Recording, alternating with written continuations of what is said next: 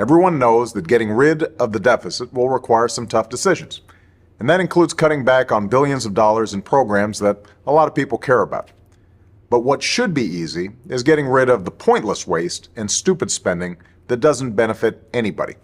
Waste we should be getting rid of even if we didn't have a deficit. Sure, some of these cuts aren't that big, but no amount of waste is acceptable. Not when it's your money. Not at a time when so many Americans are already cutting back. Just as families are living within their means, government should too. Did you know the federal government pays for a website devoted to a folk music ensemble made up of forest rangers? They're called the Fiddlin' Foresters. I'll put their music on my iPod, but I'm not paying for their website. And there are hundreds of similar sites that we should consolidate or just get rid of.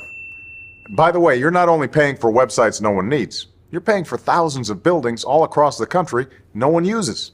For the last decade, the government's owned a massive and completely empty warehouse in the middle of Brooklyn, for example. Now, the government hadn't been able to sell this building and others like it because of red tape and Washington politics that held things up for years. But we're finally cutting through all that and plan to get rid of these buildings in the months ahead. We need to step up our game. We need to go after every dime. We need to make government work for you. That's why, starting today, I've asked the Vice President to lead a renewed effort to hunt down misspent tax dollars in every agency and department of this government. We're calling it the Campaign to Cut Waste, and I know Joe's the right man to lead it, because nobody messes with Joe.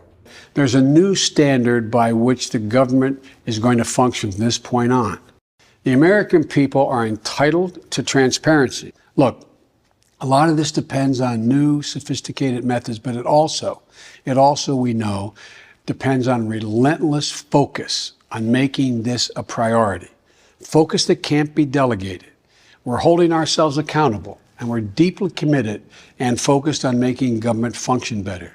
We're not just eliminating fraud and waste. We hope to be instilling an entire new culture that not only our administration, but every succeeding administration will in fact pursue. We're going to give you the government you expect and deserve.